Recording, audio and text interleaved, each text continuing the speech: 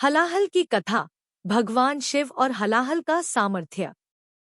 हिंदू मिथकों और पुराणों में हलाहल एक अत्यंत विषाक्त पदार्थ है जिसका महत्वपूर्ण भूमिका है।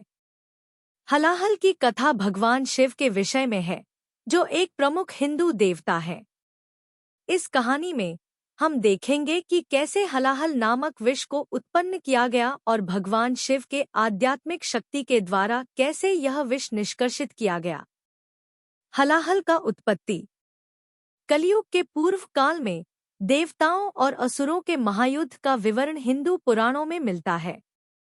इस युद्ध के समय देवताओं ने विष के उत्पन्न होने का समय स्वीकार किया, जो कि सागर मंथन के दौरान उत्पन्न होने वाला था।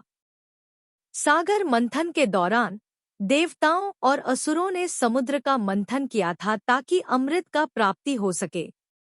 इस प्रक्रिया के दौरान विषाक्त एक सुराहना नामक भयंकर विष प्रकट हुआ जिसे हलाहल कहा गया। हलाहल इतना विषैला था कि इससे बाहर आने वाले वायवीय प्रदर्शन भी अत्यंत प्रभावित हो रहे थे। विष का प्रकट होना देवताओं के लिए एक बड़ी समस्या बन गया। हलाहल का प्रकट होना समय के साथ और विष के विशेष गुणों के कारण देवताओं को यह समझ नहीं आ रहा था कि विष का उत्पन्न होने वाला प्रभाव कैसे रोका जा सकता है।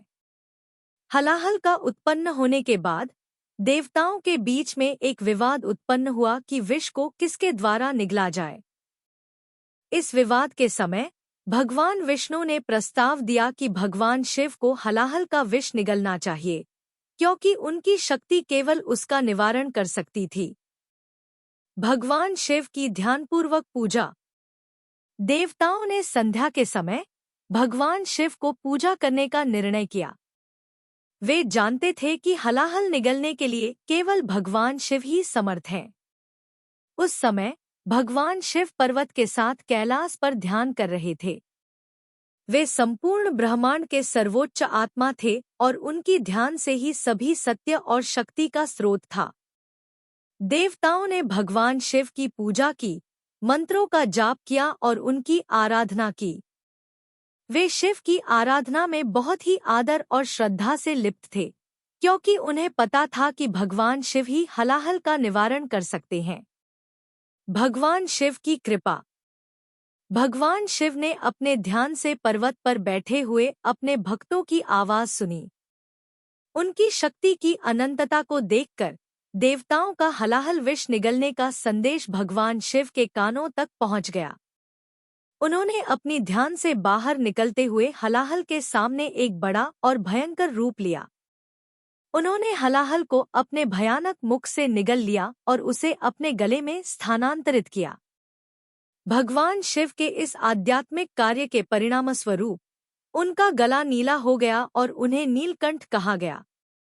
उसके बाद देवताओं और असुरों के बीच को शांति की स्थिति स्थापित हुई और अमृत का प्राप्ति कार्य अनुसंधानी रूप से आगे बढ़ा।